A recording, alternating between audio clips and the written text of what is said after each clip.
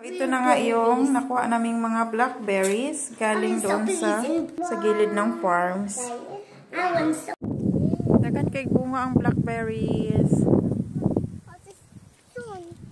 Dari na ni sa gilid-gilid sa dalan.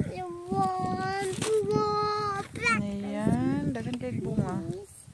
Yeah, loads of blackberries. Yummy blackberries. Yummy blackberries. Ayan. Tapos dito. Sa gilid-gilid lang ni sa farm. Ayan. Paano ni dito ah. Hanto dito. Namunit may kay. Ganahan man na sila ani pero dili na po kay daghan. Daghan kayo sayang. Kaunon na ni sa mga langgam or hantod mga hulog siya. Mga lata. So, sometimes na yung mga walkers, dere nga gapanguha po sila.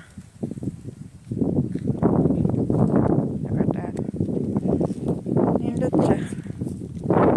May mga wild blackberries. Ang uban wala pa kayo na hinog. Ayan. Dagan kayo ni dere nga side, tas paana ni dito jud straight. Ayan. That's enough. Ayan, dagan kayo siya. Sa gilid sa dalan. So, ang among ginakuha is kanang nasa babaw. Wala naman yung ipamunit ng sa, wala may nagakuha dala sa baba kay. Usahay naman ko yung mga iro nga na yung mga walker nga na inalang yung mga iro tas magwiwi dala sa baba. So, cleaner pag nasa babaw na area na part. Ayan. Sayang, ang upan is ginahimo ni siyang jam. Nagapamunit sila, gapanguha sila ani. Tapos ginahimo nila blackberry jam. Isa dyan kapungpong. Hindot kaya sa kapungpong puro. Isa kapungpong blackberry. So, ito na nga yung nakuha naming mga blackberries galing doon sa daan sa gilid ng farms.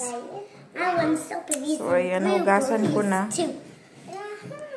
Tapos, kakainin na nila. Yummy blackberries. Yummy blackberries. Blackberries na nito. Eat it. Yeah. Like it? Yummy.